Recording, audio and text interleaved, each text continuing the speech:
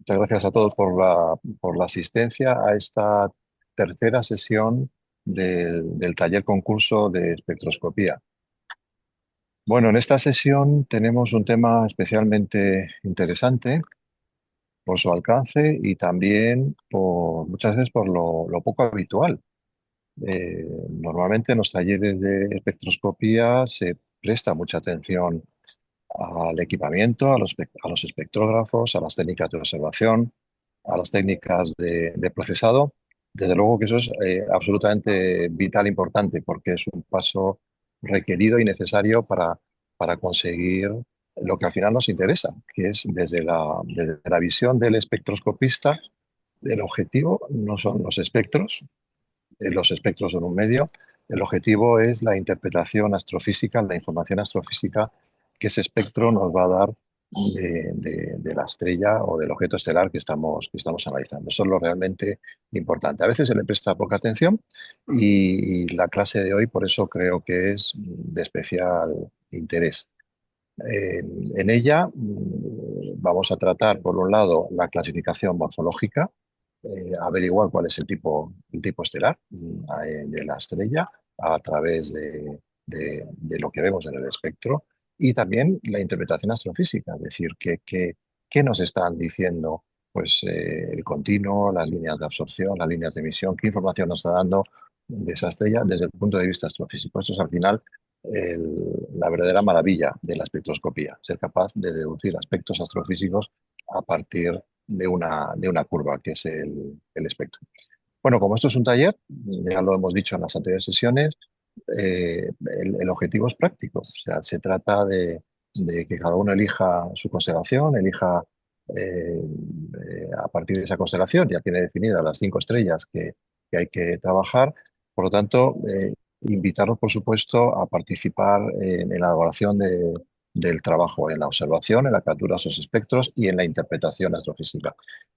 En esa interpretación astrofísica, hoy vamos a ver que hay muchísimos detalles que son analizables en un espectro. No todos los vamos a ver en los espectros que capturemos. Por lo tanto, aunque las estrellas que vamos a trabajar en este taller son estrellas conocidas, sabemos el tipo espectral y tenemos muchísima información.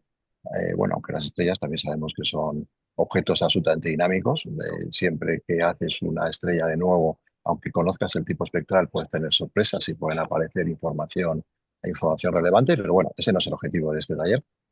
Pero tampoco el objetivo es que volvamos a contar lo que ya está en los libros y en los atlas de los espectros. Se trata de que contemos aquello que sí que vemos en los espectros y lo que no vemos, pues lo tenemos que omitir, indudablemente.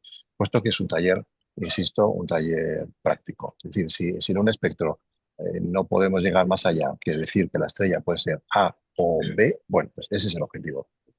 Entonces, bueno, pues hecha esta introducción y a partir de aquí paso a presentar a Ismael, a José Ismael Gómez, que es licenciado en Ciencias Físicas con especialidades en electrónica y electromagnetismo por la Universidad de Granada. Es astrofísico amateur, miembro de los grupos de la Agrupación Astronómica de Madrid, miembro activo en espectroscopía, astrofísica y cosmología, y miembro también del grupo de fotografía astronómica de la UPCM en Tres Cantos. Su actividad profesional ha estado centrada durante 40 años en el sector tecnológico aplicado a infraestructuras críticas del transporte en proyectos internacionales. Es un lujo contar hoy con Ismael. Muchísimas gracias, Ismael, por haberte preparado este tema también tan sesudo y te cedo la palabra. Estamos deseando escucharte. Muchísimas gracias. Hola, buenas tardes. ¿Me oís bien? Sí, Sí. Estupendo.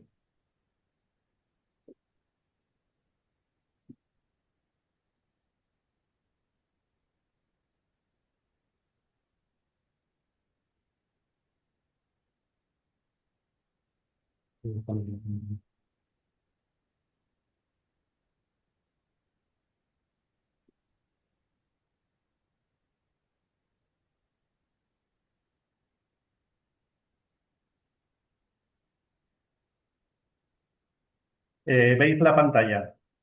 sí, Sí. perfectamente. Estupendo. Como ha comentado Javier, el, el objetivo, el objetivo de esta sesión es analizar los espectros para determinar la clase estelar y las propiedades de la estrella, ¿no? Intentaremos de una forma ordenada y sistemática analizar la silueta del espectro continuo y identificar líneas de absorción y emisión que puedan ser características y que nos den detalles de la estrella que estamos estudiando. Vamos a hacer la presentación en dos partes. Una primera parte eh, centrada en los fundamentos astrofísicos de la clasificación espectral y después una segunda parte donde repasaremos uno a uno de un conjunto de espectros de cada una de las clases espectrales, ¿no? Si os parece bien, lo que hacemos es, entre una parte, después de cada parte, abrimos un turno de preguntas, dudas, comentarios. La sistemática en el análisis de los espectros, podríamos resumirla con esta espiral de trabajo colaborativo que pasaríamos a partir de unos primeros espectros y unas medidas experimentales, intentar deducir una serie de datos astrofísicos de ese sistema estelar. Eh, en base a algunos indicios, podríamos plantear unos modelos o incluso abordar nuevas medidas, nuevos espectros centrados en otros detalles e ir progresivamente completando el modelo astrofísico del sistema. En esta primera parte de fundamentos, mm, veremos algunos temas como pueden ser características de la atmósfera estelar, el espectro de radiación del- de la fotosfera, las líneas espectrales de átomos e iones, el aspecto muy importante de la excitación e ionización electrónica, eh, el diagrama HR, que es una herramienta muy útil para identificar las características de una estrella. Y revisaremos las clases espectrales y al final comentaremos lo que es la nomenclatura MK. Un aspecto muy importante es cuando recibimos eh, la luz de una estrella, tiene varias componentes, ¿no? Por una parte, todo lo que es la fotosfera, que es podríamos decir, la superficie de la estrella, en el sentido de que toda la estrella es un plasma y es en esa superficie donde escapa la luz, los fotones de la estrella. Eh, Esta luz va a conformar lo que es el espectro continuo del espectro. Por otra parte, en las capas altas de esa fotosfera, en las primeras capas de la cromosfera, toda una serie de átomos e iones van a producir líneas de absorción que se van a reflejar en nuestro espectro. Si la estrella es muy activa y dinámica, eh, posiblemente tenga capas eyectadas más externas o tenga incluso algún disco circunestelar que pueda llegar a aportar líneas de emisión sobre esa especie, ¿no? De tal modo que estos tres componentes eh, conformarían el espectro que recibimos. Una línea de radiación del espectro continuo a la cual se superponen una serie de líneas de absorción de la cromosfera y unas posibles líneas de emisión de las capas más externas de la estrella. Otra componente que hay que tener en cuenta cuando estamos haciendo estos espectros, recibiendo y midiendo estos espectros en la superficie de la Tierra, es que tenemos la atmósfera terrestre. La atmósfera terrestre nos va a introducir dos factores muy importantes que van a distorsionar el espectro de una estrella. Por una parte, vamos a tener la extinción atmosférica terrestre, va a haber una pérdida de intensidad muy acusada en toda la parte ultravioleta del espectro y va a haber unas ventanas también de extinción atmosférica en la zona del infrarrojo. Además, todas las moléculas que están en la atmósfera también van a producir unas líneas de absorción telúricas adicionales en el espectro. Esto va a hacer que el espectro que recibamos y midamos aquí en la superficie terrestre va a ser el espectro real distorsionado por estos factores. Un aspecto muy importante a la hora de caracterizar el espectro de una estrella es la radiación emitida por su fotosfera.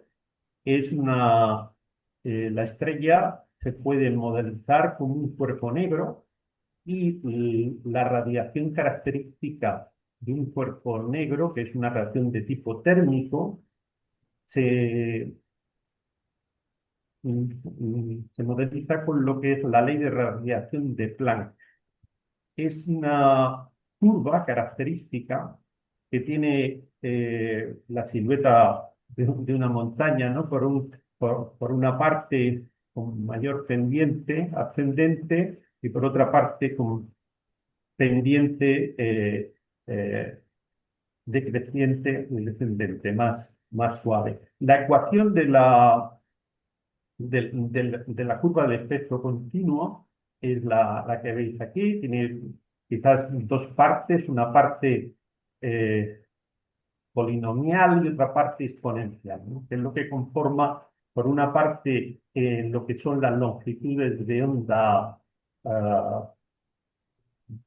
largas, domina este término polinómico, digamos, y en la parte de las longitudes de onda cortas, domina el término exponencial. La combinación es esta silueta característica de la curva de Planck. La curva de Planck nos da unos datos y una información característica de la estrella muy importante. Si veis aquí el diagrama que hay a la derecha, conforme vamos viendo estrellas que van teniendo más temperatura, la primera podría ser Antares, 3400 Kelvin, después el Sol, 5800 Kelvin, Spica, 23.000 Kelvin. La curva de Planck, su máximo se va desplazando hacia las longitudes de onda cortas. Y ese desplazamiento del máximo, hay una fórmula, una ecuación que es la ley de Brien, que también tenemos digamos, una representación matemática y que nos puede ayudar a analizar datos de los espectros. Esta curva de Planck nos dice también otro tema muy importante, y es que conforme va aumentando la temperatura, la distribución de la luz, las componentes en longitudes de la luz o su composición fotónica, cada vez vamos teniendo, digamos, fotones de más energía de menor longitud de onda. La relación entre la energía de un fotón y su longitud de onda es la ecuación de que la energía del fotón es la constante de Planck por la velocidad de la luz dividido por la longitud de onda.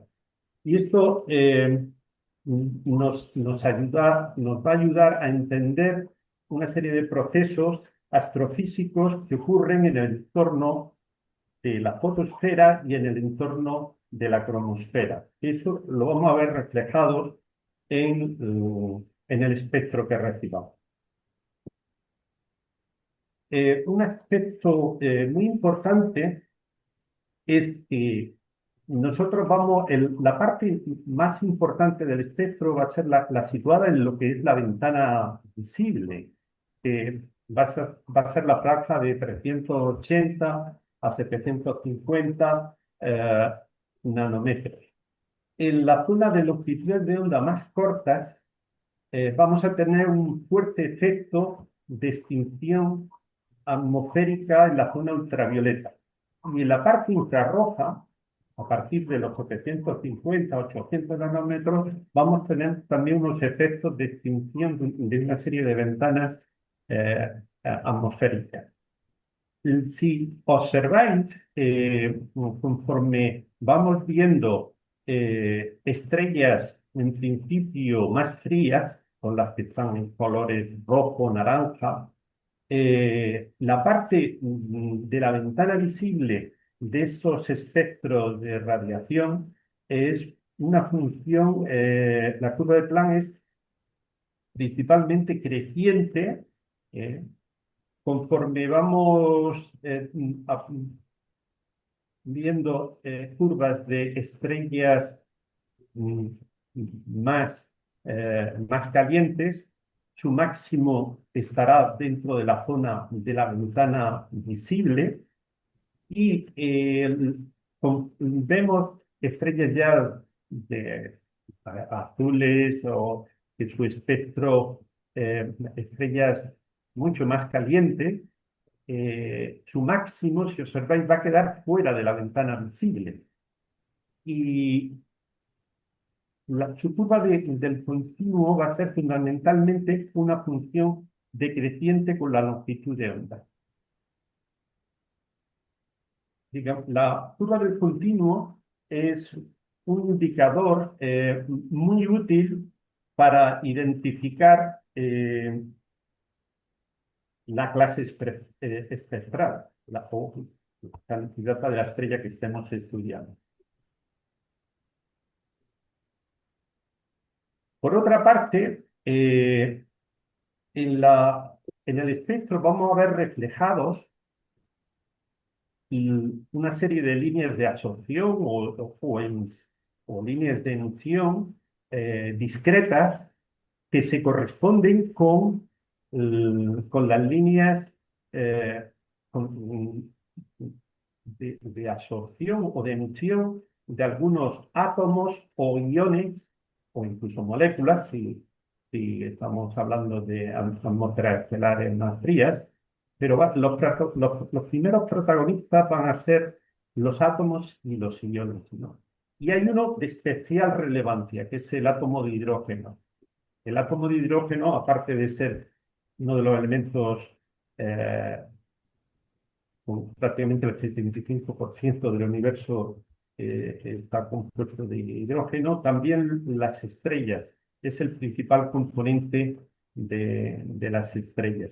El átomo de hidrógeno lo conocemos muy bien porque desde el desarrollo de toda la mecánica cuántica tenemos modelos eh, de mecánica cuántica, incluso para el átomo de hidrógeno los modelos tienen soluciones prácticamente muy exactas y conocemos su comportamiento, ¿no? El espectro del átomo de hidrógeno, el átomo de hidrógeno compuesto por un protón y electrón, pues tiene unos niveles discretos de energía, se enumeran el nivel 1, nivel 2, nivel 3, así hasta números mayores. El, Cuando el electrón del átomo de hidrógeno está en el nivel 1, pues es un átomo neutro que no está excitado, ¿no? Cuando el electrón está en el nivel 2, es un átomo neutro, pero que está en el nivel excitado. Y de hecho, este nivel 2 es un nivel es muy especial, porque es un estado que es un estado metaestable excitado. Y es muy especial, muy importante porque las transiciones, los saltos eh, eh, energéticos desde este nivel 2 a los demás definen lo que es la serie de Balmer. La serie de Balmer eh, tiene una característica y es que las longitudes de onda de las primeras transiciones, de este nivel 2 al nivel 3, al nivel 4, al nivel 5, están en el visible, ¿no? Ya los saltos más energéticos pasan a estar en el ultravioleta y es uno de los principales datos de referencia en nuestro espejo. Las líneas de la serie de Balmer, H alfa, H beta, H gamma, etcétera, son un patrón de referencia muy, muy importante.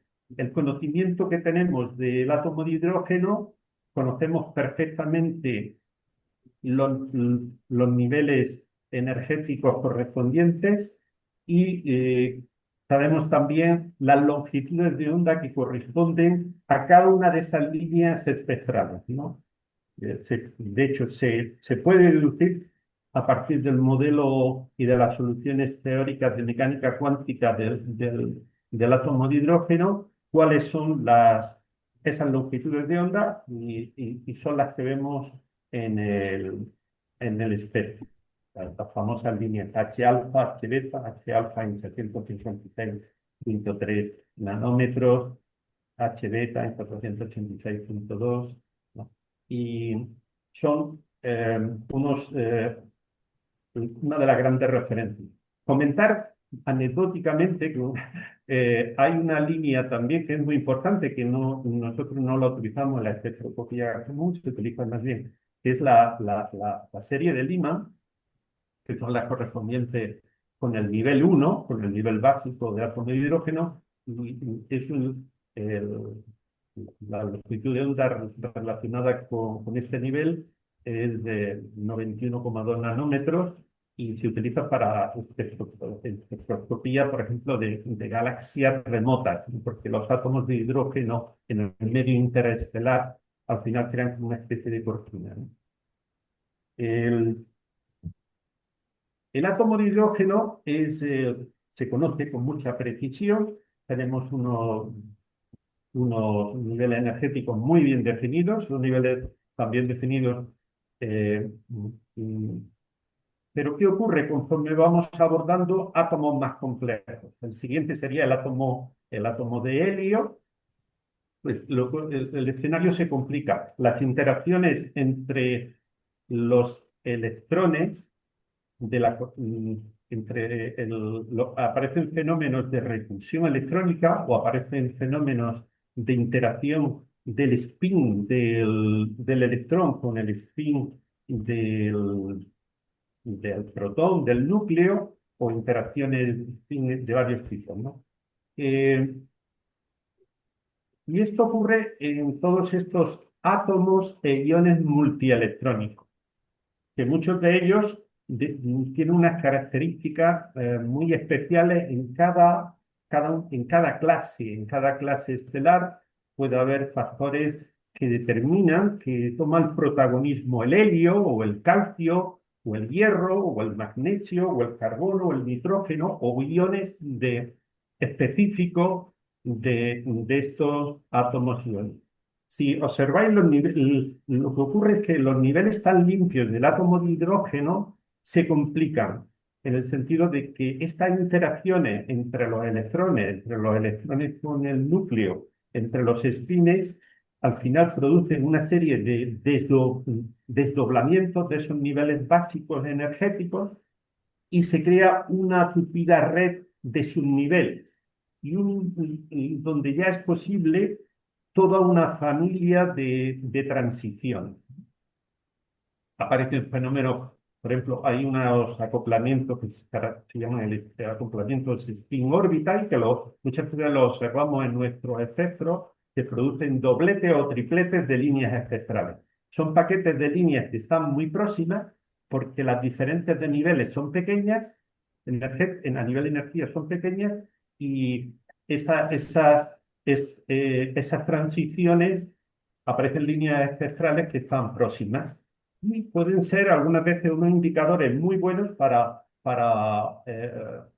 mm, deducir ciertas propiedades en las atmósferas estelares, ¿no? Comentar, por ejemplo, el átomo de helio es también un átomo que es el siguiente átomo más presente en el universo y en las estrellas, ¿no? Con un 23-24%, es también un átomo muy especial. Es el átomo más estable que existe. De hecho, es el que requiere mayor energía de ionización. Hay dos fenómenos a nivel, digamos, la física atómica, la mecánica cuántica es una caja de herramientas muy potente, digamos, nos ofrece, es una caja de herramientas de alta precisión. Y junto pues, a todo lo que es la mecánica cuántica estadística, pues nos permite hacer y estudiar o aplicar ciertas leyes para deducir propiedades muy sofisticadas de la atmósfera estelar. Podrían ser temas relacionados con la temperatura o temas relacionados con la velocidad pues, de ciertas capas de la atmósfera estelar o incluso de rotación de la estrella y demás. Una primera fórmula muy importante que tiene relacionado con lo que es la excitación atómica, la excitación electrónica en el átomo, es la fórmula de Boltzmann, que nos relaciona en una ecuación relativamente sencilla. Si veis, lo que nos dice es que esto se aplica tanto a cualquier átomo o a cualquier ion. Lo que dice es que la relación o el ratio entre el número de átomos excitados en el nivel S respecto del nivel I es fundamentalmente una función de la temperatura y evidentemente con un parámetro que es la diferencia energética entre el nivel F y el nivel I. Pero es una relación, una ecuación, si veis, relativamente sencilla, ¿no? Este es el número de sus niveles, que su F, que su I, el de cada uno de sus estados, ¿no? Digamos, lo que nos dice es que hay, esto se demuestra en mecánica estadística cuántica, que eh, la excitación de un átomo o la excitación de un ion está tremendamente correlacionada con la temperatura de ese medio. La otra ecuación muy importante es la fórmula de Zaha y es relativa a la ionización atómica. Es qué energía hace falta para quitarle un determinado electrón a un átomo y formar un ion que, como sabéis, pues veremos su reflejo tanto en ciertos iones muy importantes en el ámbito estelar, ¿no? La fórmula de Saja es un poco más compleja. Lo que sí que nos dice que el ratio de átomos ionizados respecto de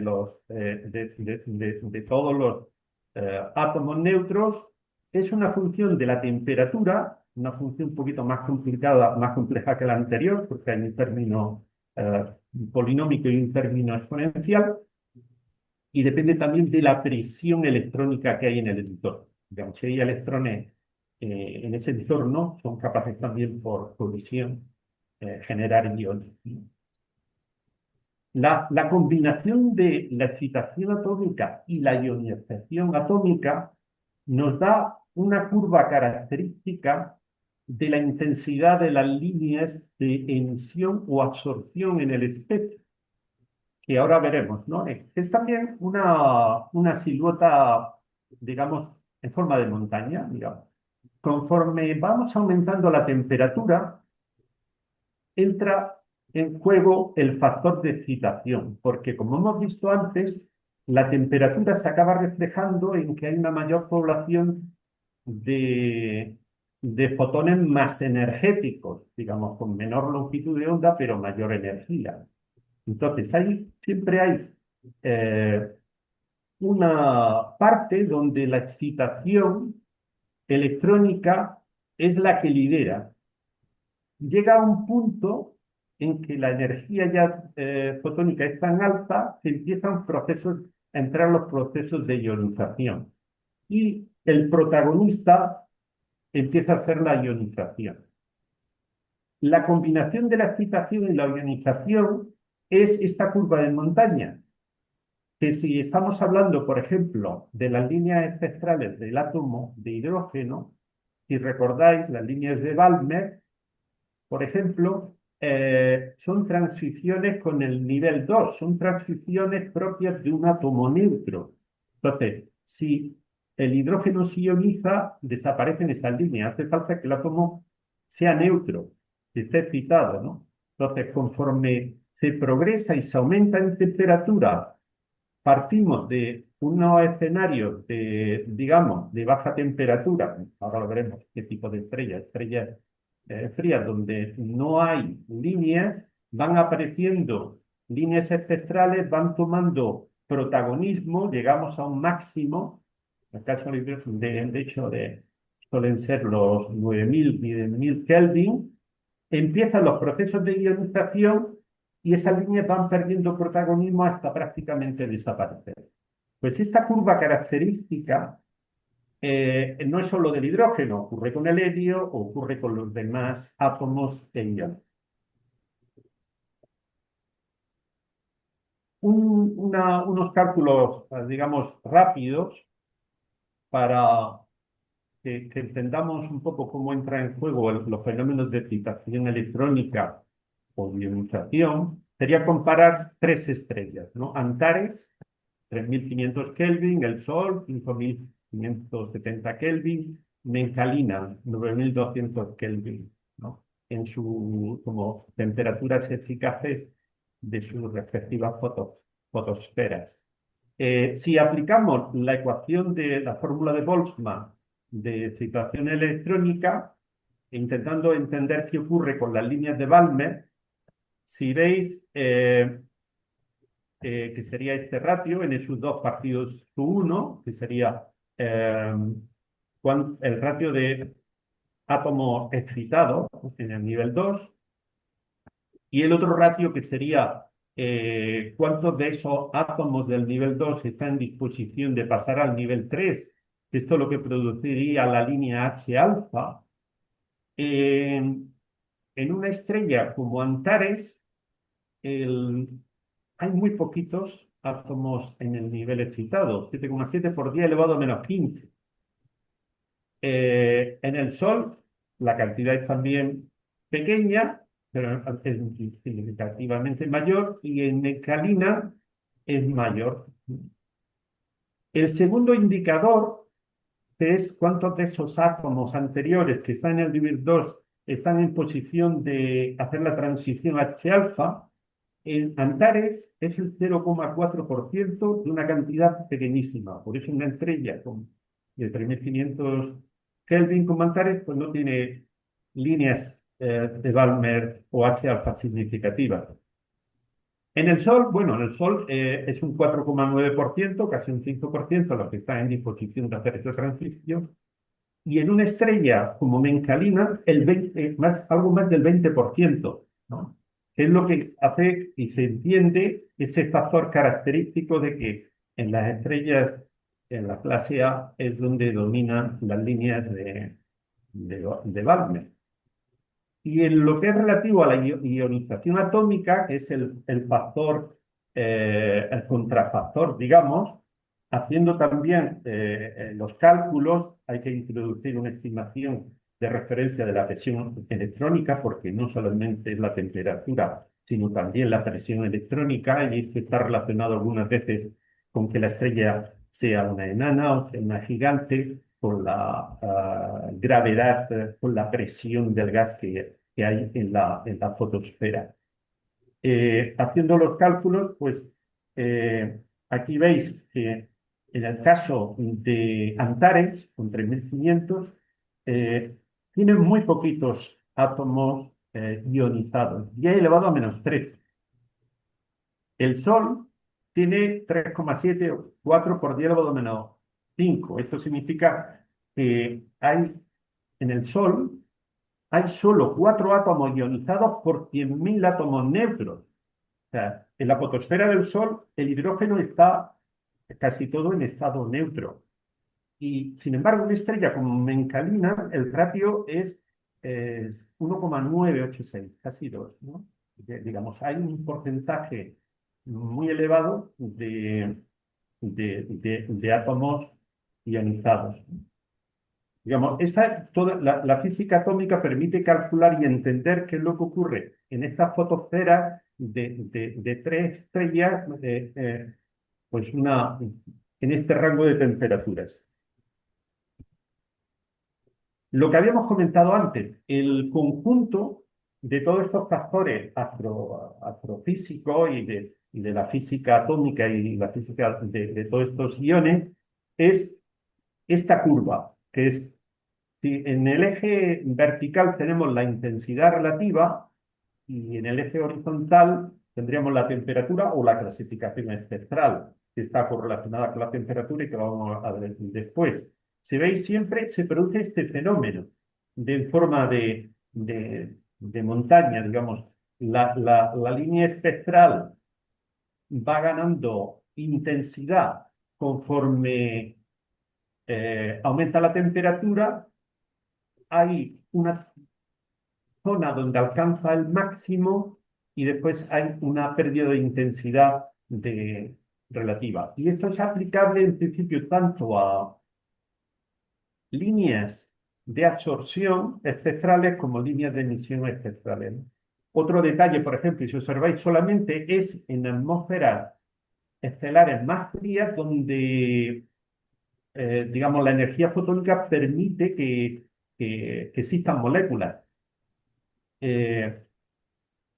Y en el otro extremo, ¿por qué está el helio? Por el comentario que os hice antes, porque es el átomo más estable de toda la tabla periódica. El átomo neutro es el que necesita mayor energía de ionización, por eso está en este otro extremo. Tiene que ser en atmósferas estelares muy, muy calientes, donde podamos llegar a ver líneas espectrales del helio ionizado o del helio neutro.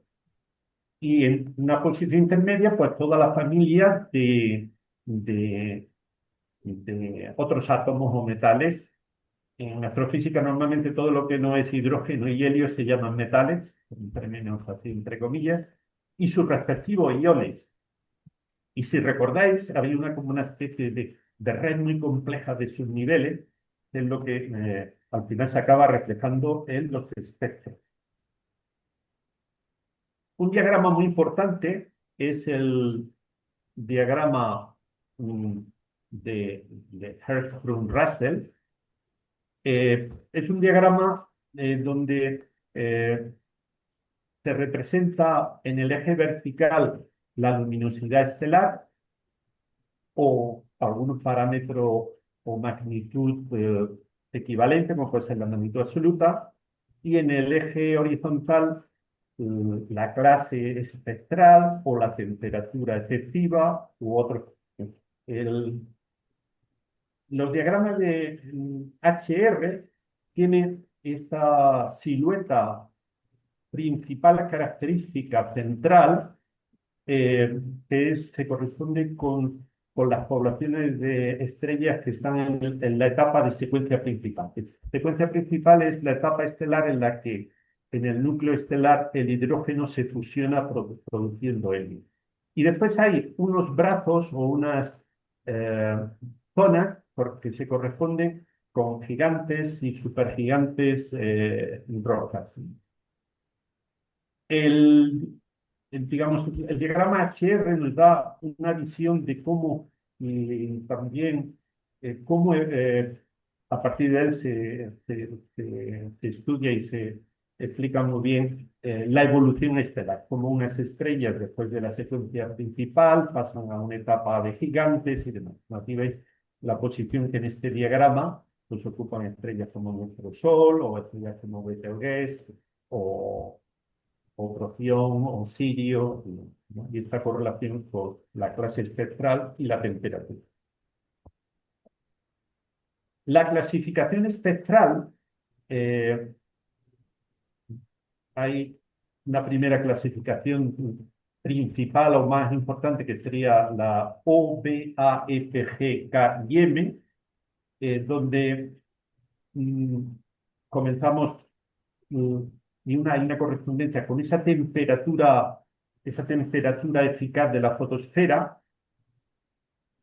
La clasificación espectral al final sintetiza e integra estos dos factores que hemos visto antes, que es por una parte la temperatura efectiva de la fotosfera y la temperatura eh, característica, y hay estos rangos, ¿no? Pues vamos desde las estrellas más frías, que son clase M, de este intervalo de 2400 3700, después en la clase K, la clase G, que sería 5200 6000, que es, ¿no?, la clase a la que pertenece el Sol, después F, A, a 7500, 10.000 Kelvin, que es la clase correspondiente a las estrellas donde la serie de Balmer es dominante, las de clase B más calientes y por último las de clase O, ¿no? Y en cada segmento de cada clase espectral, veis que hay un dominio que se corresponde con este dominio de líneas espectrales que antes hemos visto y que está correlacionado con estas respuestas de los átomos y los iones, y de tal modo que en cada clase la tenemos identificada primero por una horquilla de temperaturas eficaces, mínima y máxima. Y segundo, por un conjunto de átomos o iones que tienen una gran intensidad y protagonismo sus líneas espectrales, ¿no? En ese rango. Además de estas clases, hay unas clases especiales espectrales, y esto es una gama muy amplia, que, que son estrellas que tienen características muy especiales. Por ejemplo, a lo mejor las estrellas Ball Rayet son estrellas muy calientes, que están en eh, una etapa final de una fase estelar, donde hay una eyección de capas externas y se caracterizan por no tener líneas espectrales de hidrógeno, y tienen unas líneas espectrales de emisión anchas de helio, carbono, nitrógenos, oxígeno, y hay una subclase según que hay un dominio de esas líneas espectrales de nitrógeno, oxígeno, carbono, o otras estrellas que son producto de una fase final de explosiones de supernova, que son las enanas blancas, que son la clase D. eh, Otras estrellas que también son una fase final de gigantes rojas son las estrellas de carbono, y otra familia son la enana roja y marrón. Es un ámbito muy extenso y nos centramos principalmente en las anteriores, ¿no? La nomenclatura de Morgan-Keenan, al final, para designar la clase espectral de una estrella, se utiliza una letra, un número y un número romano, ¿no? La primera letra es la clase espectral principal, o BSKM, o si es de las especiales, C, O, D. El número es un número que indica el rango de temperatura en esa horquilla, que 0 corresponde a un valor de estrella más caliente y 9 más fría. El Sol, por ejemplo, pues la primera letra, G, es el tipo espectral G. El número 2 es el rango de temperatura que corresponde en esa horquilla de 5000 a 6000, pues está en los 5500, ¿no? Y por último, el número romano, que en este caso el Sol, pues es el 5, la V, que está en la secuencia principal. También se utiliza el 6 y el 7 para subenanas. Y este tipo, normalmente a estas tres letras, a esta letra, número y a las espectral enteras de estos tipos se añaden muchas veces también algún, alguna letra adicional, como a lo mejor una H de emisión o el dominio de algún elemento, como puede ser el hierro, etcétera. Y esto define pues, la nomenclatura morgantina que se utiliza eh, en la designación de la clasificación estética. Bien, pues voy a entender un poco aquí, ¿vale?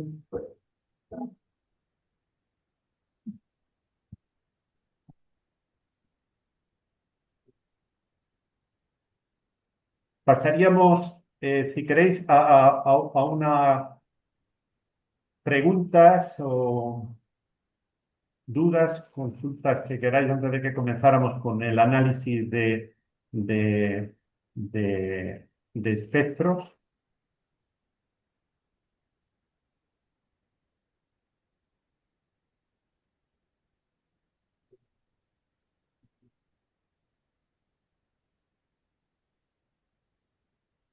¿Alguna pregunta o continuamos con los análisis de los espectros? Yo creo que puede seguir, Ismael. Muy Parece bien, que no hay preguntas ok. por ahora.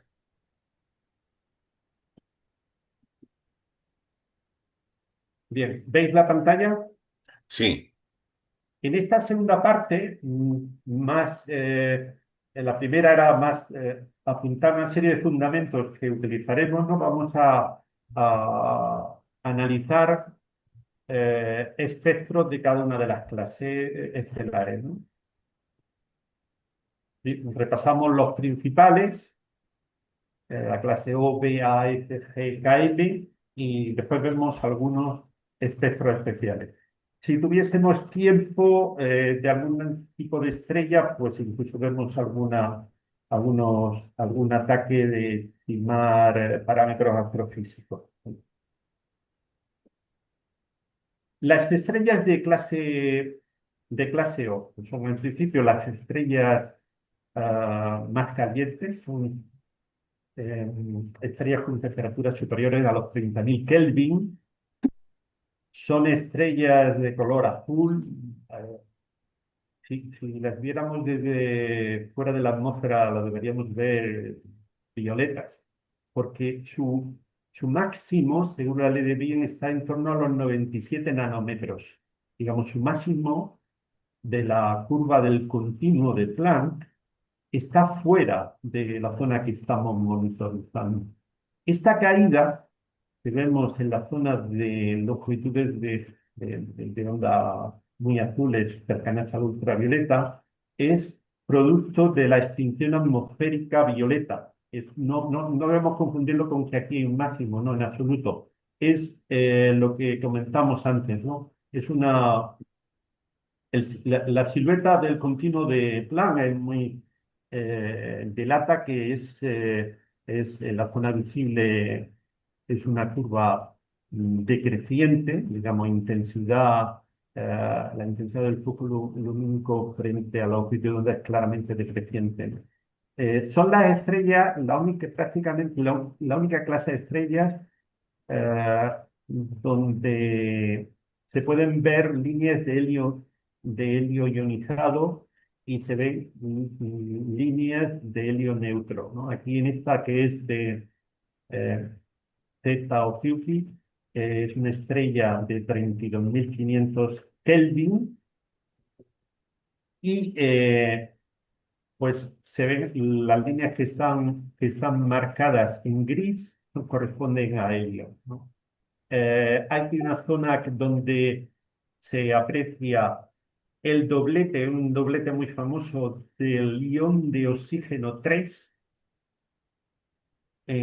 que está en esta zona de 500 nanómetros, 495 500, aquí hay una de las líneas. La zona de la derecha corresponden a zonas de absorción telúrica, que no en principio no nos ha... lo característico de estas estrellas de clase O digamos, las tres características es una clara curva del continuo decreciente y la presencia de estas líneas de helio neutro e ionizado. Y el otro factor es que prácticamente las líneas de Balmer, las líneas de hidrógeno de Balmer, que son las que están marcadas en color rojo, son muy tenues, por ese factor de la alta ionización que vimos. En esta presentación de los espectros, en principio, también me va a apoyar Ángel López, por si hay algún factor que él es más experto en todo lo que son espectros, si hay algún factor importante o destacado de la clase estelar que quiera añadir. Muy bien, ya se explica todo. Ahí está todo, pues el oxígeno 3 y no he podido sacar muchas más líneas. Están ya ocultas el hidrógeno alfa y el helio. No, de esta no saco yo mucho más. Muy bien, gracias. Pasamos a la clase B, ¿no? En este caso es la estrella Alcaid, ya que empieza el espectro a ser mucho más rico. Las estrellas de clase B son las que están en el rango de 10.000 a 30.000 Kelvin, son estrellas calientes. Eh, Todavía, según la ley de Dien, a este rango de 10.000, 30.000 corresponden longitudes de onda del máximo de la curva de Planck entre 290 y 97 nanómetros. O sea, está también fuera de la zona donde estamos capturando el espectro. Y también veis que el continuo claramente tiene una silueta de curva descendiente, decreciente. Es en estas donde ya aparecen las líneas de hidrógeno, las líneas de Balmer, se aprecian de una forma significativa. Son las que están en color rojo, marcadas. Se aprecia aquí H alfa, H beta. Eh, si observáis las líneas, las de mayor, las de menor longitud de onda de Balmer, tienen mayor intensidad que las de, por ejemplo, H alfa es tenue. Después van ganando en intensidad las de menor longitud de onda de la línea de Balmer. Ya aparecen aquí algunos iones eh, o átomos neutros. Por ejemplo, ahí aparece la línea. Aquí he hecho una ampliación de esta parte del espectro para que se vea un poquito mejor. Si veis aquí, por ejemplo, en esta zona del espectro, pues aparece una línea espectral de hierro neutro en 428 nanómetros.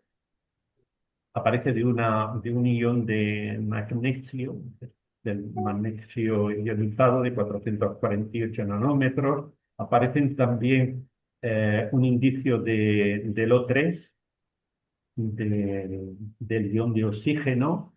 Aparecen también líneas del helio neutro. Hay varias de ellas que están marcadas en color verde.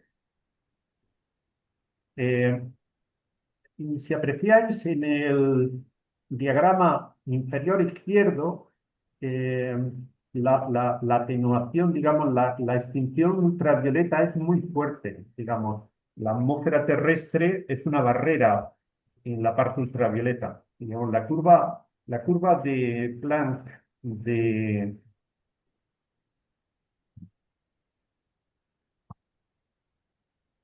la curva de Planck correspondiente a esta estrella Alcaid, que es una estrella de 20.000 Kelvin, es la que veis en color morado. Y sin embargo, la barrera que hace la atmósfera terrestre eh, solamente nos deja esta parte de la curva. pero podemos obtener datos muy significativos de este tipo de estrellas. Eh, ¿Había una pregunta? Sí. Sí, te Sí, podría interrumpir Sí, vamos a moderar un poquito, sí. o espero al final, no sé lo que me digas. Es que Eh, sí, la duda pregunta, sí. sobre el gráfico este que hay a la izquierda, ¿ese cómo lo haces? ¿Con Python o cómo está hecho ese gráfico? No, este gráfico está hecho con la ecuación de la curva de Planck. Recordáis que era, bueno, es una ecuación con un término ahí, digamos, llamémosle entre comillas, polinómico y uno exponencial. La temperatura es un parámetro y después la intensidad del flujo luminoso, que es el eje vertical, ¿no? Esta, por ejemplo, que estoy mostrando ahí, está hecha en Excel. Mm, por Entonces, una como algo parte, teórico, ¿no? Algo teórico que estás comparando con lo que es lo que se ve desde el planeta, sí, desde nuestro telescopio, ¿no? sí. Normalmente los programas, como puede ser BAS y más, te permiten también hacer una aproximación de la curva de Planck del continuo, pero en este caso nos dibujaría solamente una pequeña línea descendente que sería una envolvente de lo que estamos viendo, ¿de acuerdo?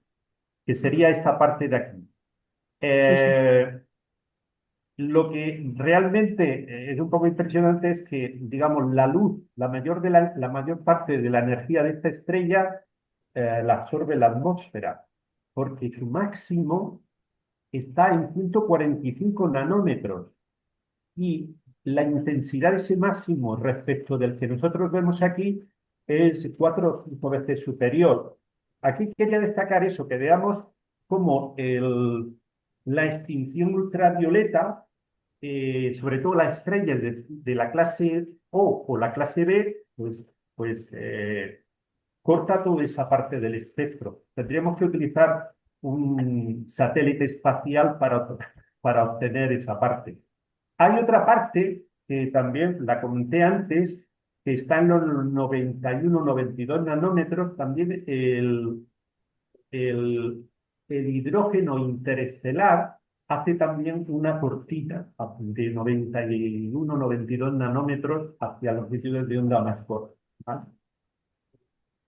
Digamos, Gracias. aquí se calcula con cualquier herramienta, puede ser varias, digamos, lo importante es utilizar la ecuación de la curva de Planck y el valor de la temperatura de la fotosfera estelar y de tal forma también que haga un ajuste en esta parte de donde tenemos datos, ¿de acuerdo? Que es la parte visible, Gracias. ¿vale? Lo que esta clase D tiene ya, veis que empiezan a aparecer algunos iones y algunos átomos eh, que son significativos, ¿vale?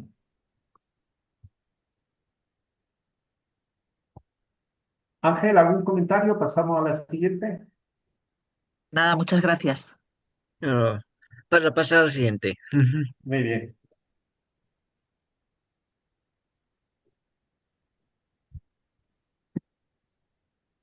Las estrellas de clase A, en este caso es Alios, es una estrella de, de 9400 Kelvin. El máximo todavía queda un poquito fuera, pero bueno, ya empieza a estar próximo, está en 310 nanómetros,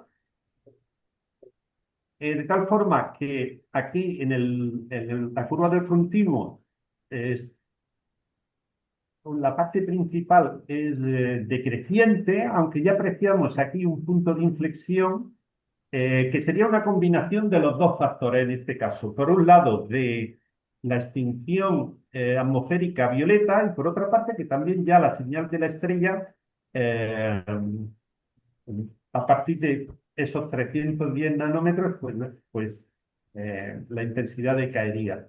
Aquí factor muy importante. Esta clase es donde están dominan las líneas de hidrógeno de la serie de Balmer. Son muy fuertes, son máximas, porque en física atómica se demuestra, se puede demostrar que el máximo es en unos 9800 Kelvin. Entonces, si las veis aquí, son súper intensas, ¿no? La línea muy significativa, la línea del hidrógeno H alfa, pero H beta, H gamma, H delta, muy intensa, ¿no? Ya las líneas de helio aquí son bastante débiles y aparecen líneas espectrales significativas pues de algunos eh, átomos e iones, del átomo de hierro, del ion de magnesio. También aparecen algunas líneas como es el doblete de oxígeno. Aquí veis, se llega a apreciar un poquito el doblete de oxígeno ionizado en 500 nanómetros y 495 nanómetros. ¿No? Esta es la clase donde la serie de Balmer es máxima.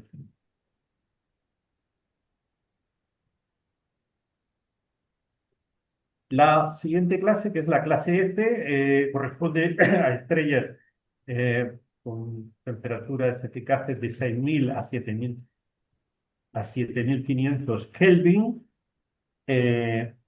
Ya en esta familia, el máximo eh, está en la zona que estamos monitorizando, el espectro, está en el rango de 480 a 390 nanómetros. Esta en concreto, que Hall, es una estrella de la clase F75, es de 6400 Kelvin. Su máximo está en 450 nanómetros, que es esta estrellita que está aquí marcada. Y si observáis la curva de Planck, pues representa, viene a tener esa silueta, viendo la envolvente, lógicamente, esa silueta en forma de montaña. Estos espectros de la clase F tienen un par de elementos que son como su también característico o muy... Uno es un triplete del magnesio. ¿Recordáis los tripletes? Eran esas líneas espectrales que se producían en los iones o en los átomos multielectrónicos por esos acoplamientos especiales entre los espines de la corteza electrónica y el espín del núcleo, ¿no? Y aquí se produce uno que es el del magnesio, que está en este ámbito de 516-518 nanómetros. Otra característica muy importante es que en estas estrellas aparece un doblete, el del calcio ionizado, que se llaman las líneas HK, ¿no? Que están en los 396-393 nanómetros, que son estas que veis aquí marcadas, destacadas con la estrellita en color naranja. Y tiene otra huella, digamos, característica, que es otra pareja de líneas que no están relacionadas, pero coinciden en longitudes de onda, que es, por un lado, la línea de absorción H gamma con una línea de absorción molecular del CH, que es esta pareja eh, en este ámbito de 430 a 434. Es como una silueta muy característica, ¿no? Aquí las líneas de Balmer son importantes, se aprecian y, como veis, son destacadas, pero ya pierden intensidad respecto de la clase A. El triplete, hay que tener en cuenta que estos espectros son de media a baja resolución, no son de alta resolución. En un espectro de alta resolución posiblemente lo veríamos mejor. ¿Veis aquí, en esta ampliación de esta zona? Pues más o menos se aprecian los tres pozos, las tres líneas de absorción. a pesar de ser un espectro que está ahí en su límite de resolución. Dice, yo algunas veces el doblete de calcio sí que es muy claro, pero cuando algunos dobletes o tripletes que están muy juntos, pues no ocurre lo mismo. Aquí este de sodio, que también es característico ya de esta clase, es un doblete. Casi haciendo un zoom ahí sobre esta zona se vería un poquito.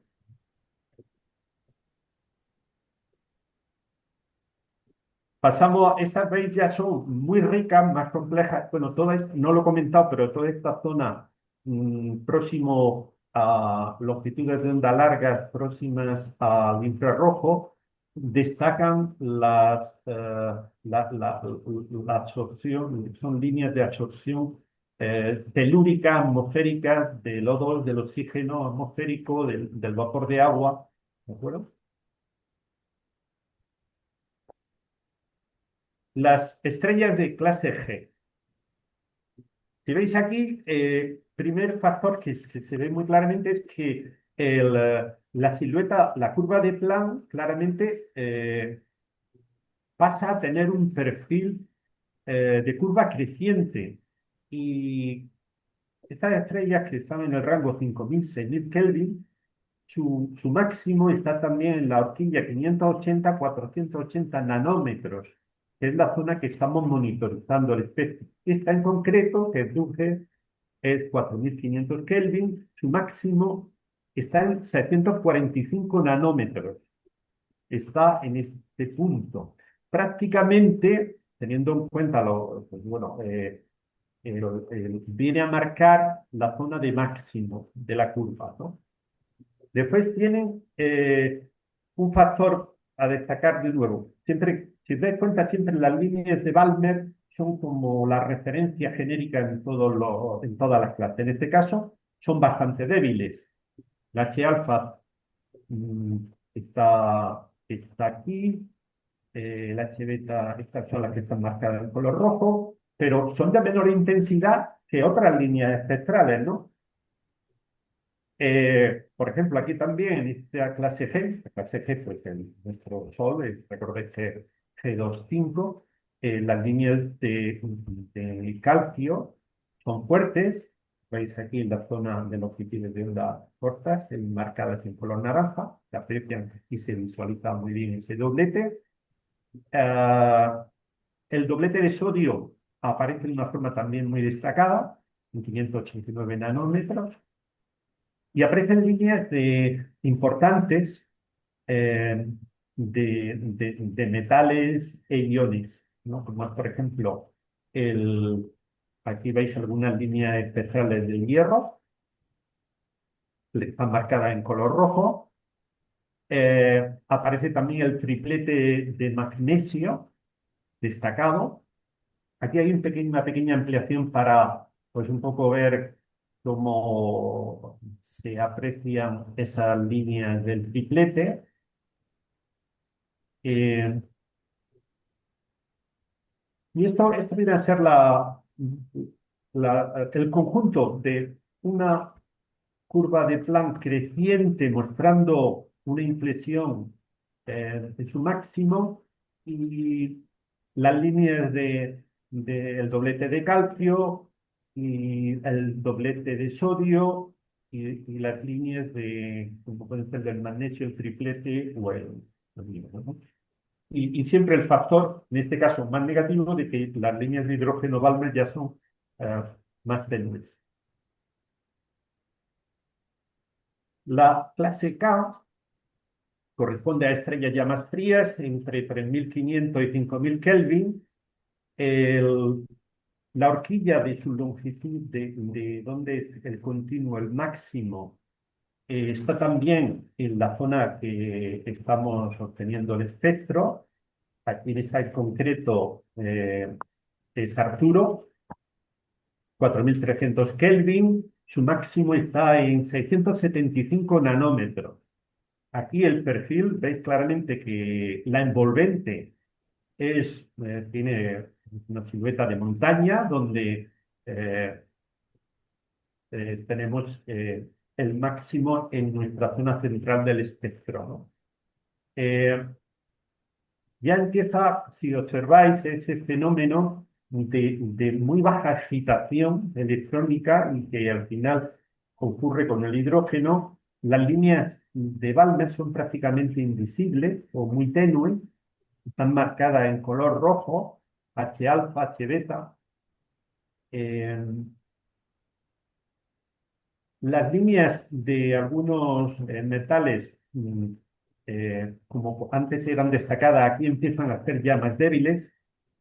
El doblete de calcio, el doblete de sodio, se identifican bien, pero son también más débiles y aparecen ciertas líneas espectrales que empiezan a ser destacadas, como es por ejemplo el triplete de magnesio, en la horquilla 516-518 nanómetros, ¿no? Al final son, si recordáis la imagen de los niveles y su nivel energéticos de, de los átomos multielectrónicos, pues figura el hierro o el magnesio son supertupidos y son muy ricos en líneas espectrales. Entonces, pues van tomando protagonismo en este tipo de estrellas de clases intermedias.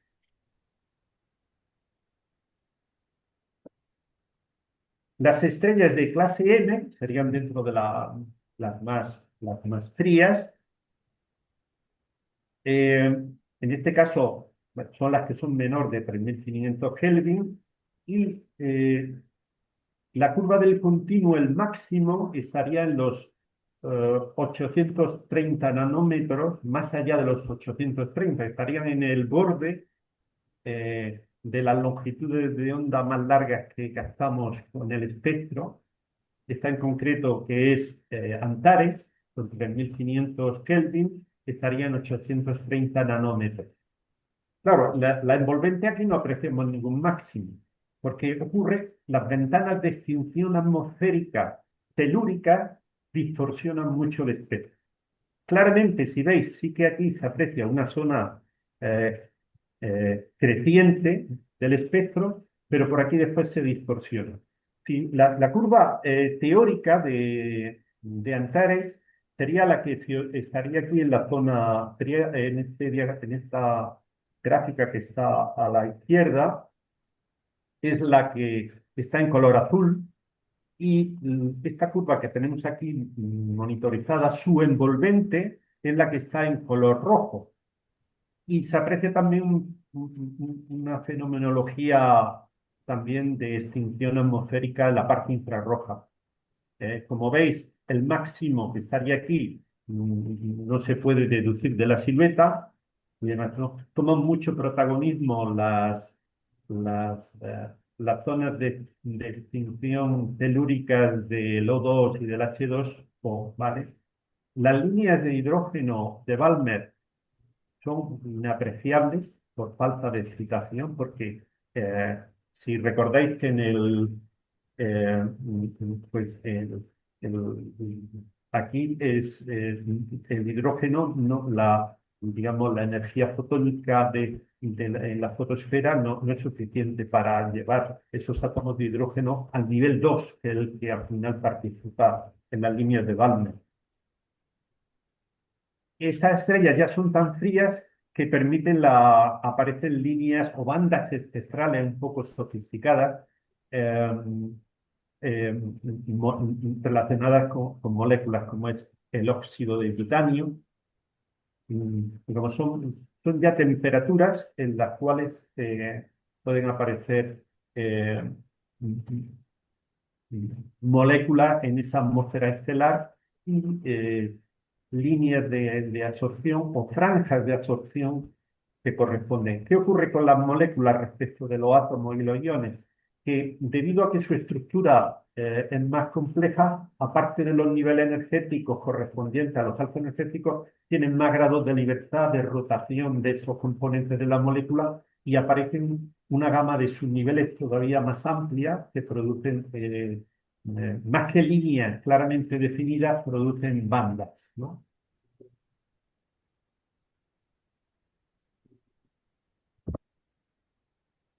Aquí pasaríamos a ver algunas de las estrellas de las clases especiales. Esta, por ejemplo, es la clase Wolf-Rayet. Son las estrellas de las más calientes, porque son temperaturas muy superiores a 30.000 Kelvin, digamos, más allá de las temperaturas de la clase O. Son estrellas que están eyectando, por su fenomenología, las capas externas y de alguna forma dejan ver capas interiores, ¿no? Si son estrellas masivas, también que suelen ser de más de 25 o 30 masas solares, pues son estrellas donde se han producido fenómenos de fusión nuclear, donde el helio se acaba fusionando produciendo carbono, el carbono, oxígeno, etcétera, etcétera. Y tienen una atmósfera muy estelar, muy sofisticada, muy rica, y muchas de esas capas eyectadas, en vez de tener líneas de absorción, lo que presentan son líneas de emisión, que son las que veis aquí. Esta en concreto es de la clase, subclase WC de carbono, y aquí, por ejemplo, pues hemos destacado una línea de emisión del átomo del ion de carbono triplemente ionizado, o de aquí esta línea del ion de nitrógeno. Esto es 4 veces ionizado. Dependiendo qué subfamilia, la caracterizaríamos por el dominio aparte de líneas de helio ionizado, de estos otros elementos, ¿no? Nitrógeno, carbono u oxígeno.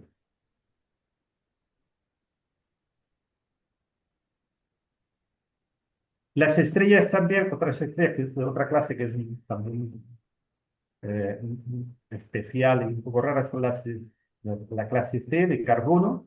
Eh, son estrellas que en su atmósfera estelar tienen distintas moléculas de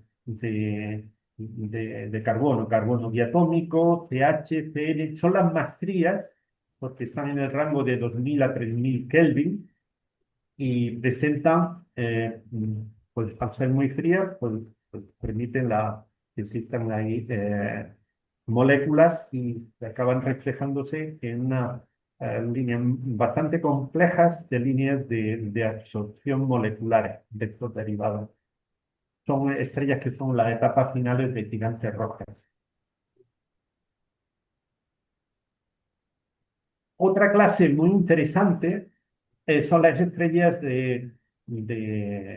activas de la clase B de emisión. Digamos, son estrellas de la clase B principal y se le añade un sufijo que es la E, la letra E de emisión.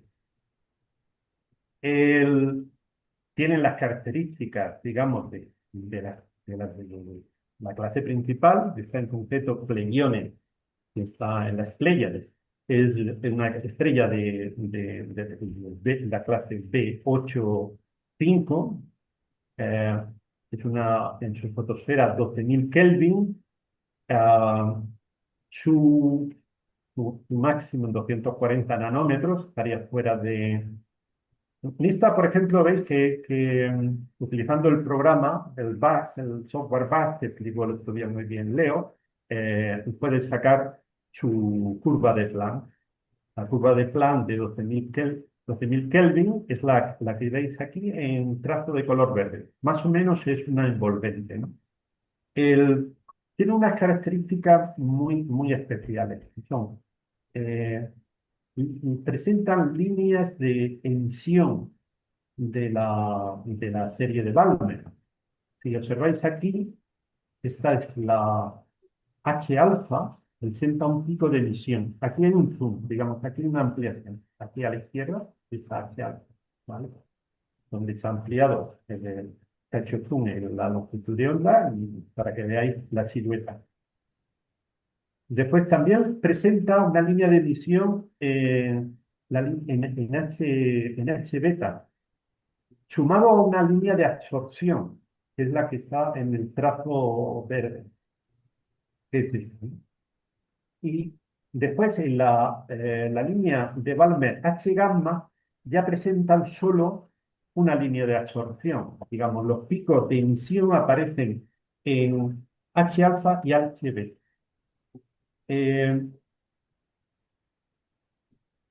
Las líneas son destacadas y significativas, como veis, como en la clase B. Hay también unas líneas presentes de helio neutro, ¿vale? Y esto, pues,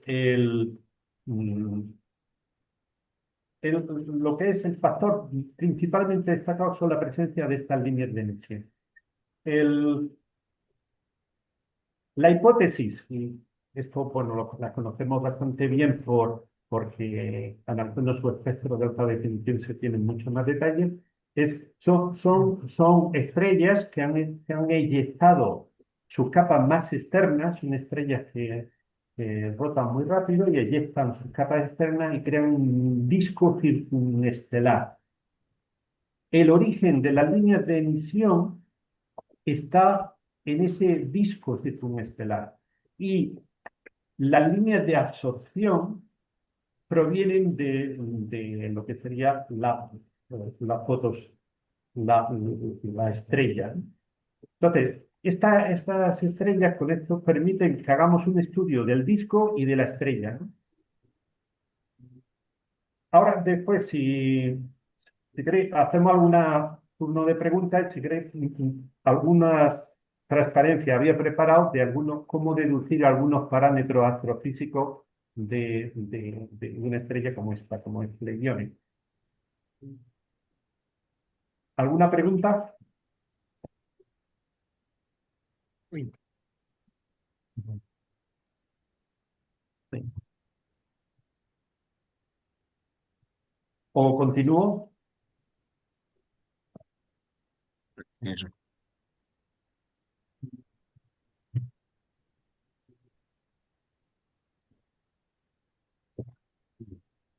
¿Veis la pantalla? Sí, sí. Vale, pues doy unas pinceladas astrofísicas sobre Pleione. Si recordáis esto, bueno, con un programa como VAST, tú coges y le dices, quiero ver un poquito más de detalle la zona de 650 nanómetros hasta 660. Entonces haces un zoom y ves un poquito más de detalle, ¿no? Eh, y aquí observáis que solamente se aprecia la línea de emisión, ¿de acuerdo? O se visualiza. Y se ve solamente un pico en este espectro digamos, baja media resolución. El de H beta es más sofisticado. Si observáis, hay un pozo de absorción al cual está superpuesto uno de emisión. Y H gamma es fundamentalmente uno de absorción, ¿no? Entonces, una hipótesis explicativa de este fenómeno es lo que esta línea de emisión la produce un disco circunestelar, ¿de acuerdo? Dominante.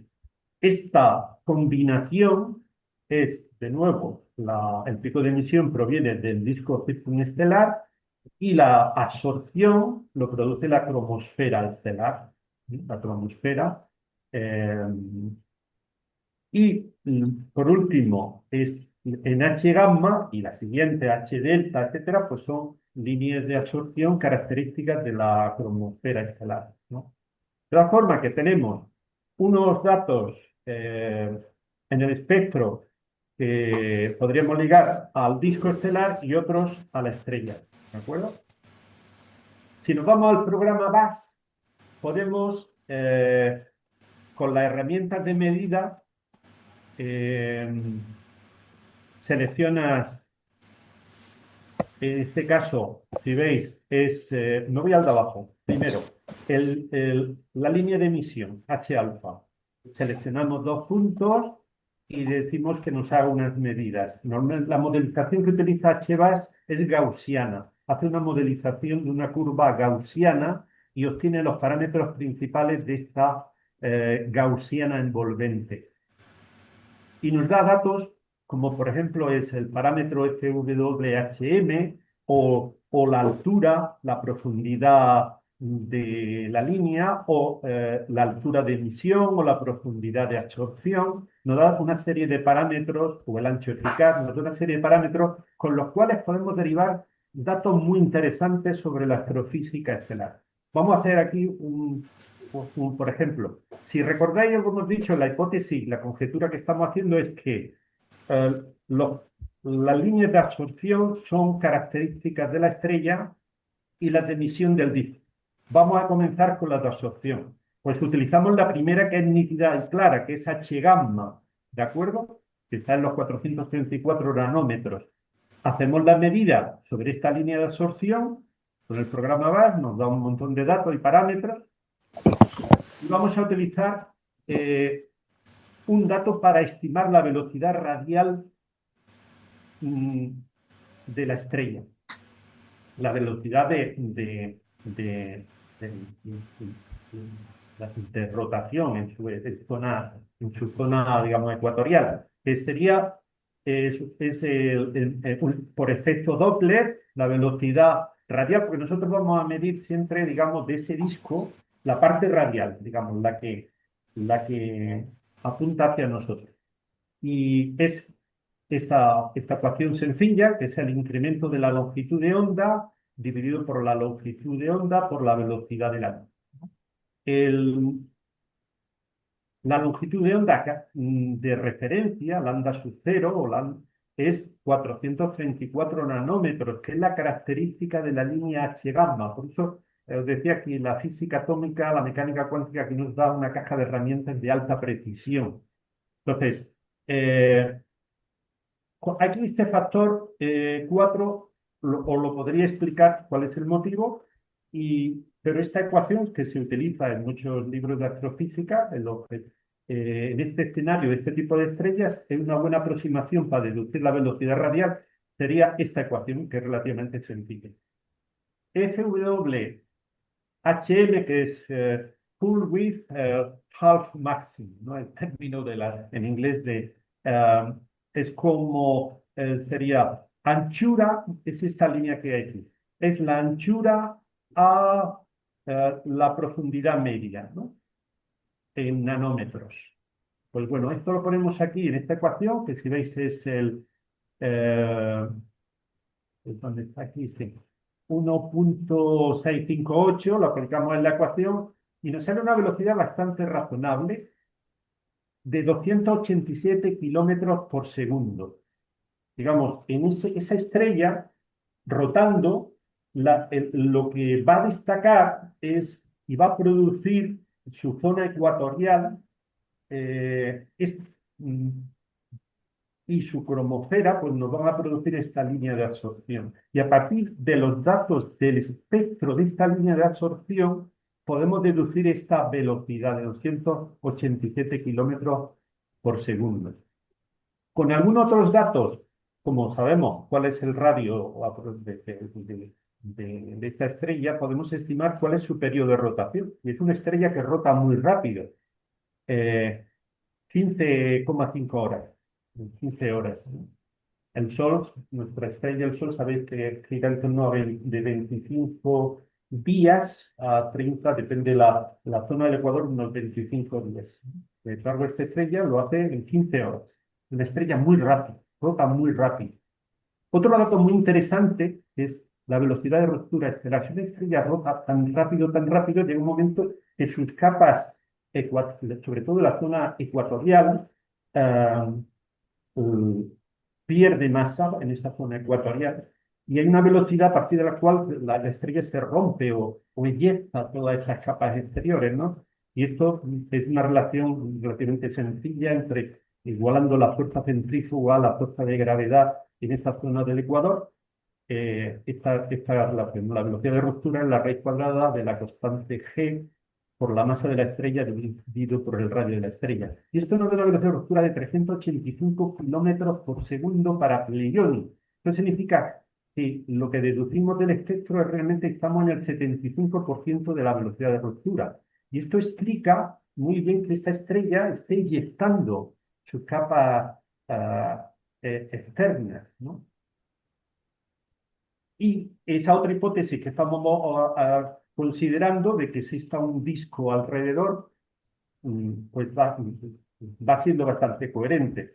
Entonces, nos vamos al espectro de la línea de emisión y también podemos deducir una serie de parámetros, como uno muy interesante sería a qué velocidad rota ese disco, porque ese disco, igual que si es el que nos genera esta línea de emisión, a partir del factor utilizando la misma forma, FWHN dividido por 4, aquí nos da una velocidad menor, nos da 127 kilómetros por segundo, ¿no? Y el periodo orbital de ese disco, de su zona central, sería la que destacaría, pues es de 13,7 días.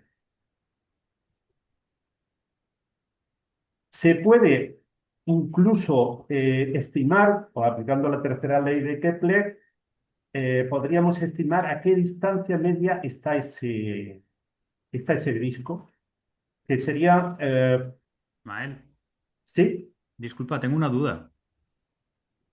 dime. Vale, anteriormente nos has mostrado la fórmula, ¿vale? Donde aparece bueno, pues el tiempo de rotación, que sería 2πr partido por la velocidad radial.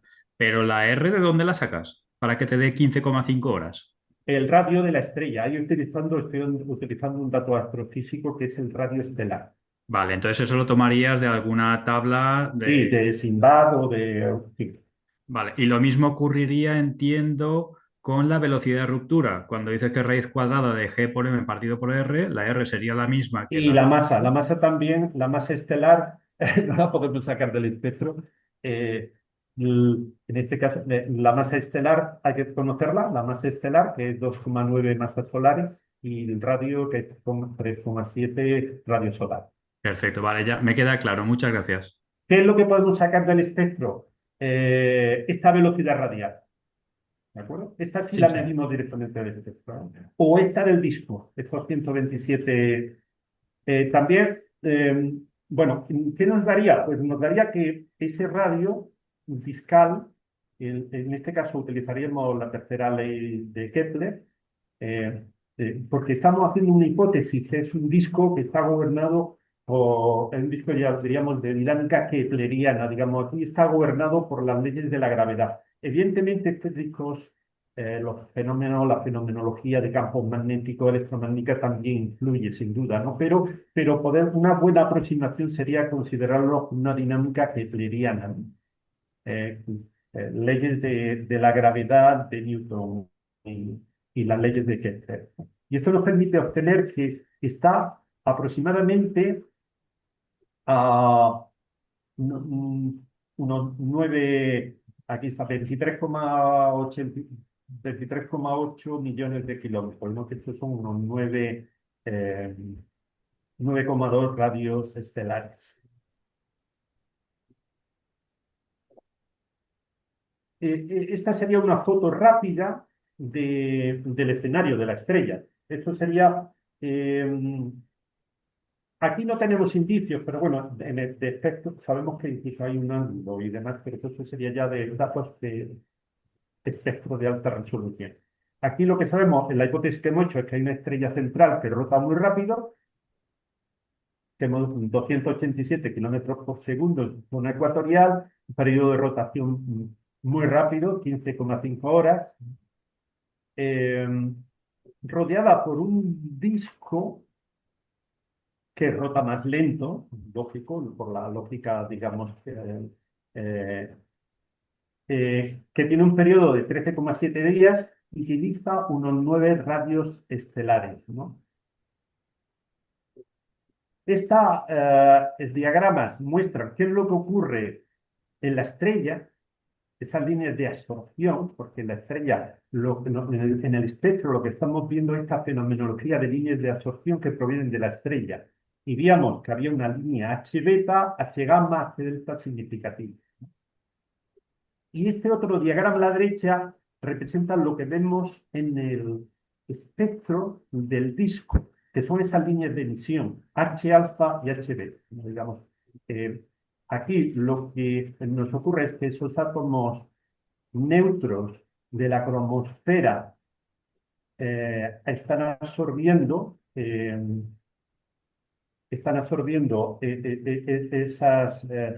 esa luz de la fotosfera, y aquí estas líneas de emisión es luz que proviene del disco circunestelar.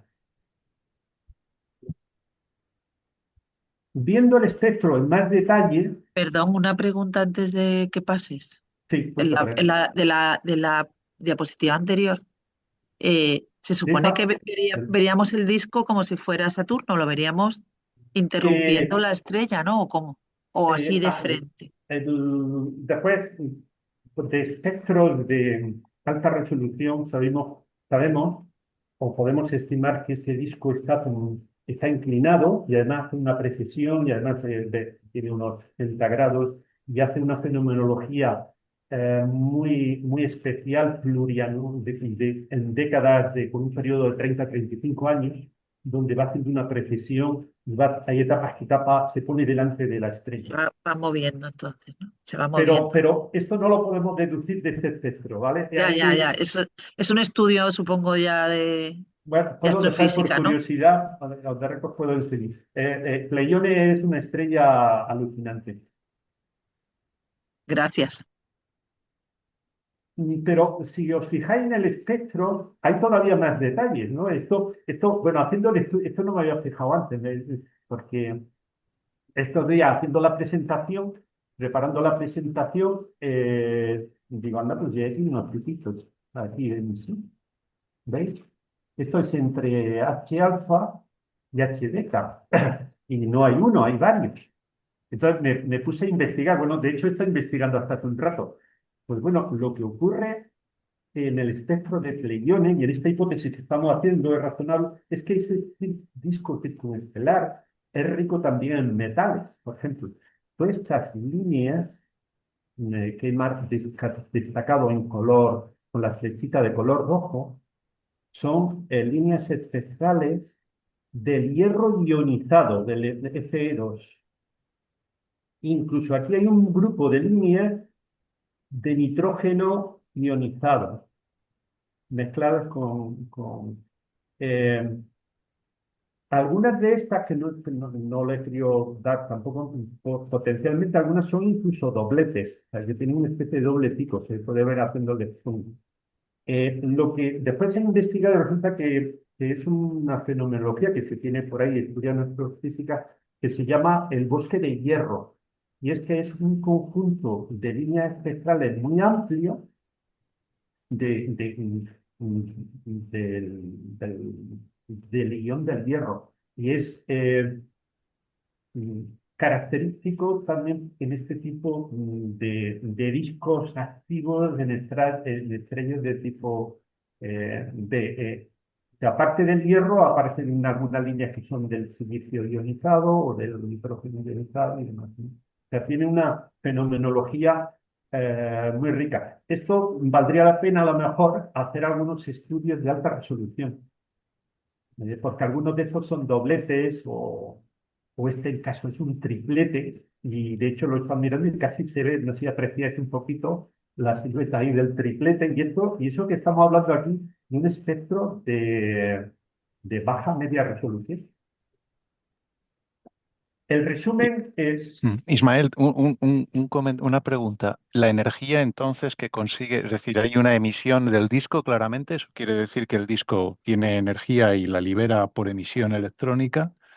Esa energía la consigue, entiendo, la fuente energética es la propia estrella. Bien. Podríamos, de hecho, los profesores no quería a lo mejor extenderme, también se puede hacer algunas estimaciones de temperatura utilizando la fórmula de Boltzmann, porque como tenemos datos de profundidad de las líneas espectrales de emisión y de absorción, esta temperatura que he puesto aquí es una estimación. Temperatura 9100 Kelvin sería un disco algo más frío que la estrella, que tiene 2000 Kelvin, ¿vale? El disco donde sí que tenemos una silueta de un escenario donde se cumple la ley o donde podemos considerar que la aproximación de cuerpo negro es bastante correcta y bastante buena, es la estrella, su fotosfera y su cromosfera, sobre todo las últimas capas, la fotosfera y las últimas capas de la fotosfera o primeras de la cromosfera. Y eso lo representa esa luz que nos llega, pues está en el espectro, ¿no? En la línea del continuum. ¿Qué ocurre con el disco? El disco ya es una zona más activa, digamos, es un plasma, una zona de plasma donde eh, habría átomos de hidrógeno, habría también iones, habría también algunos metales, iones de esos metales y demás. Y tiene, es como una zona exterior de la atmósfera de la estrella, algo alejada, y que tendría una temperatura significativa. Y de ahí, en la emisión de esos átomos de hidrógeno que están en el círculo, en el disco circunestelar, son los que nos generan estas líneas de emisión H alfa y HB. De hecho, haciendo una aproximación eh, pues esta temperatura la había más o menos, es una aproximación que me voy a traer a enseñar, pero no.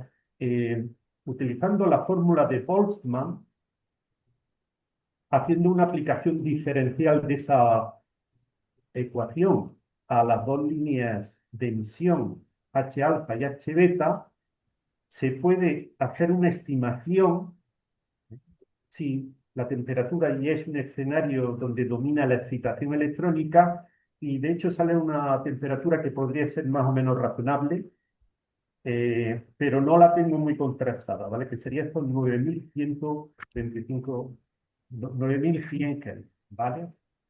Que esto, pues si recordáis, corresponde al rango donde las líneas de Balmer destacan, ¿no? La clase, recordáis la clase A, ¿no? Y es esa combinación lo que ocurre, lo que recibimos en el espectro. Estas líneas de emisión activa provenientes del disco circunestelar y la parte de líneas de absorción provendrían de la estrella y de su cromosfera. ¿De acuerdo? Sí, Sí, pregunta. gracias. Sí, había otra pregunta por ahí. Sí, Ismael, hola, soy Juan Collada. Una pregunta, antes cuando hiciste, ¿me oís bien? ¿Funciona el micro? Sí, sí. Vale, perfecto. Antes cuando hicisteis los cálculos, más atrás, cuando hicisteis los cálculos para las velocidades radiales, de lo que era la rotación de la estrella y la traslación de lo que es el disco, ¿no afecta la posición que tenga la órbita en referencia a la Tierra Sí, para que sí que esas... afecta. Por eso siempre le he puesto R de radial.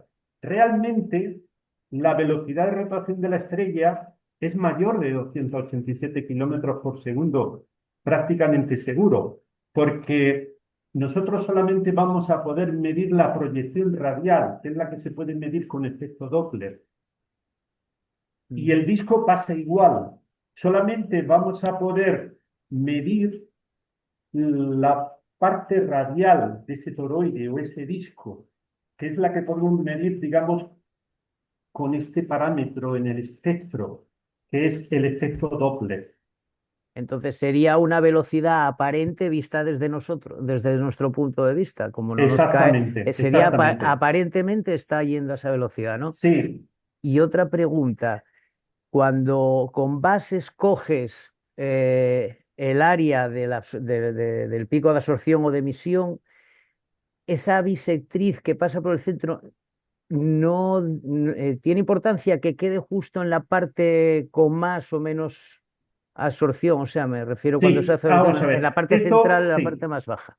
hay un tema importante. Normalmente hablamos de absorción o emisión respecto del continuo, de la línea del continuo. Te fijas, aquí he intentado Sí, modelizar para que los puntos de referencia de la zona de medición Ujú. fuesen puntos del continuo. Sí, que sea lo más que vaya por la envolvente lo mejor que sea, ¿no? Te Exactamente, refieres, sí. vale. Porque si cojo Ah, un punto aquí y otro aquí, claramente estaría muy lejos de la zona del continuo.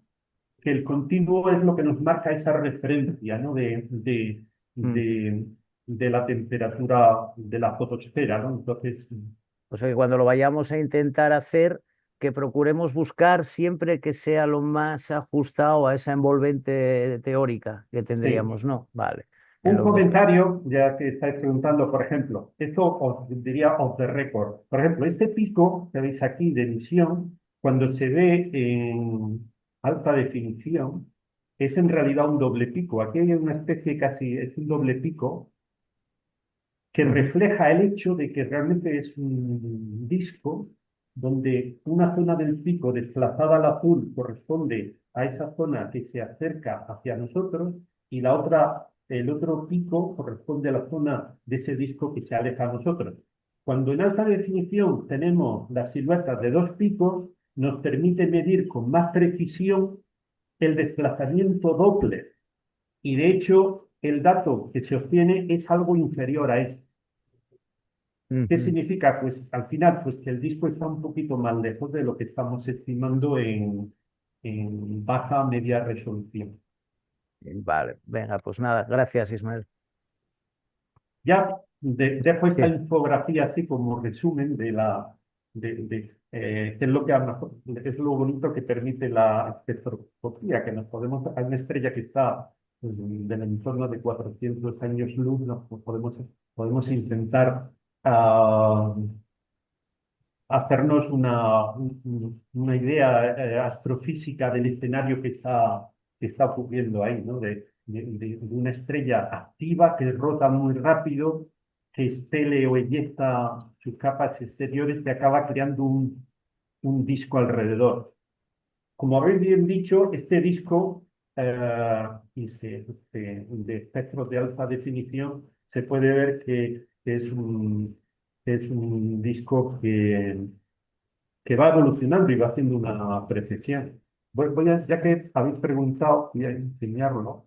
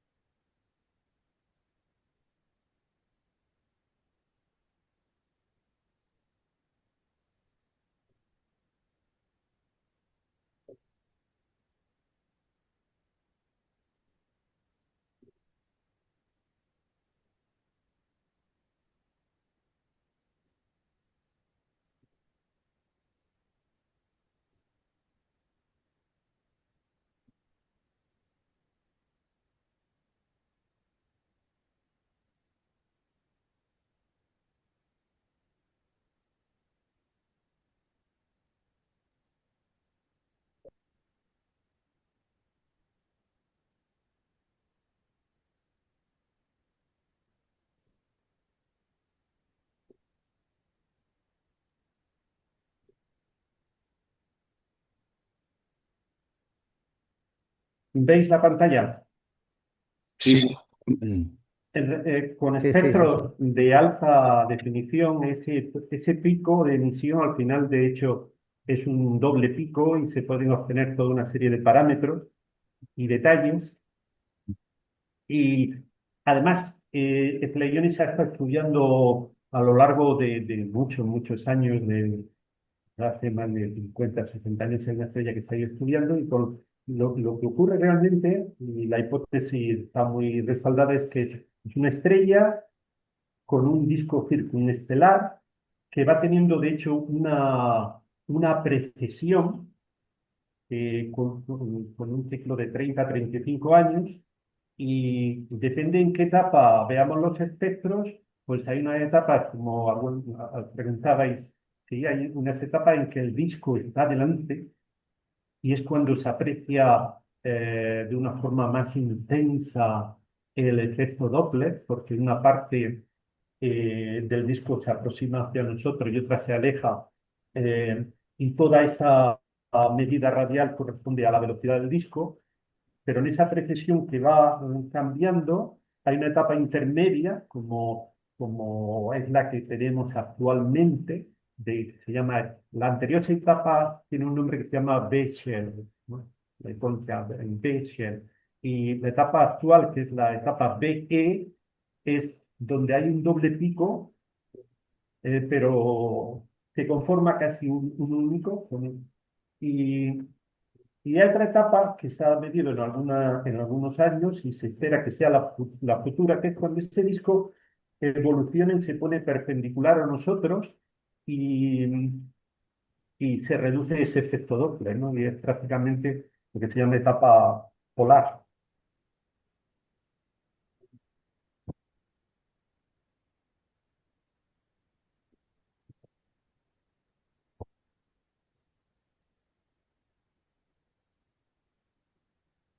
Pues si tenéis alguna pregunta, alguna consulta, lo... Bueno, Ismael, yo en principio tengo que darte la enhorabuena porque realmente ha sido una auténtica lección de astrofísica estelar y me ha encantado, de verdad. Eh, en este tema de los discos circunestelares, hay que entender que el equilibrio tiene en cuenta también cuestiones de termodinámica, pero la explicación que ha dado es absolutamente perfecta. Sí, de hecho, bueno, conocemos muy bien por ejemplo, los campos magnéticos estelares, sin duda que también tendrían efecto en la fenomenología. También es lo que os comentaba al principio, mm, es un trabajo en espiral, digamos, tú vas haciendo, obtienes un espectro, deduces una serie de propiedades astrofísicas del sistema. eh, para hacerlo más coherente, a lo mejor tienes que hacer alguna conjetura adicional de alguna dinámica, de alguna propiedad. Entonces, a lo mejor para eso te tienes que ir a un espectro, a hacer un espectro de más alta definición o una medida fotométrica o alguna medida astrométrica. Entonces, es un trabajo en espiral donde puedes ir perfeccionando y completando tu modelo y tu visión de ese sistema estelar.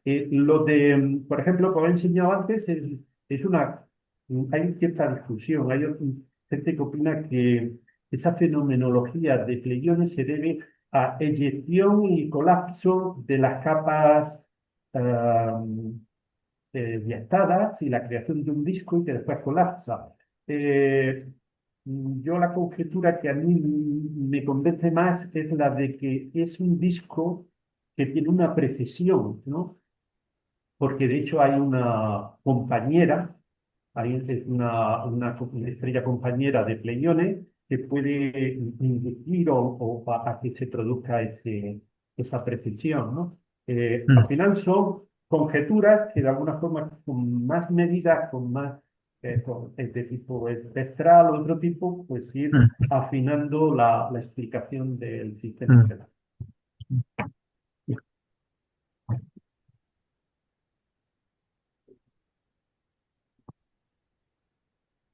Pues bueno, no sé, parece que no hay preguntas.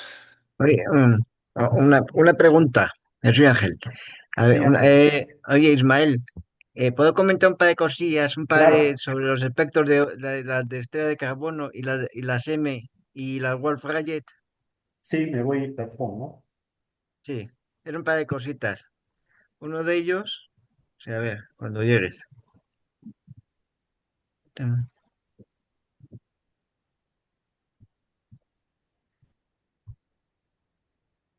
Sí.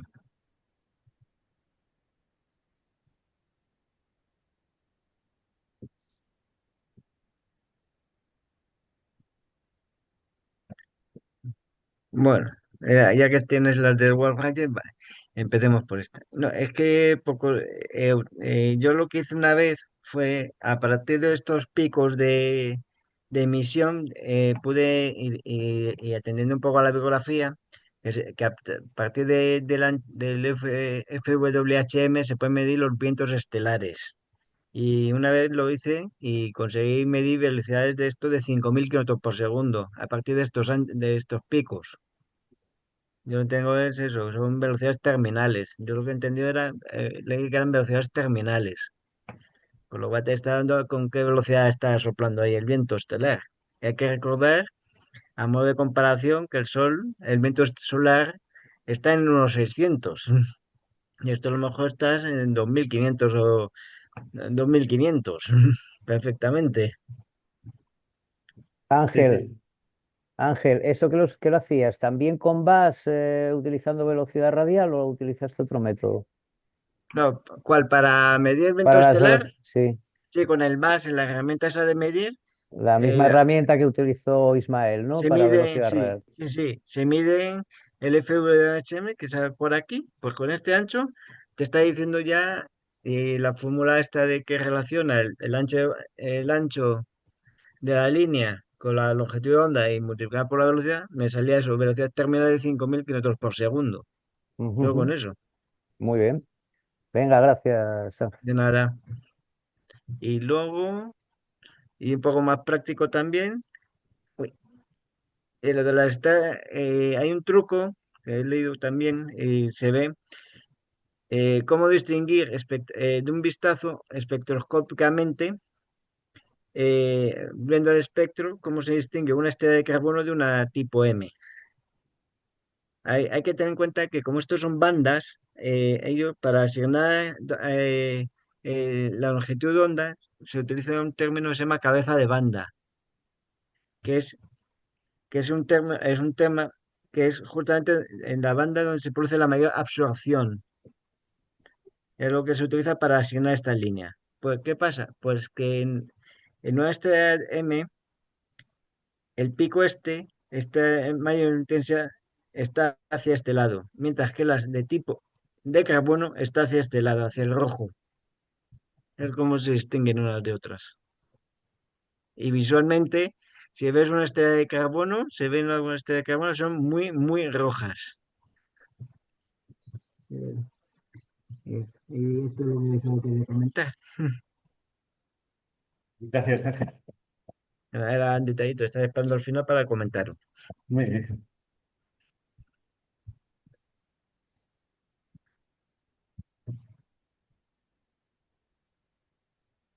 Y por lo demás, es muy buena la charla. Gracias.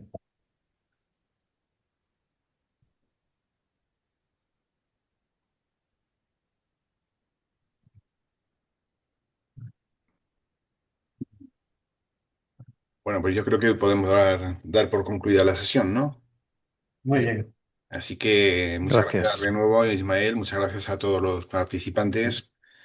Ya sabéis que tendremos una última sesión presencial del taller el día 25 de abril, sábado por la tarde. E intentaremos también, bueno, pues hacer una sesión híbrida de manera que los que no podáis estar en Madrid, pues tengáis acceso también a lo que hagamos allí.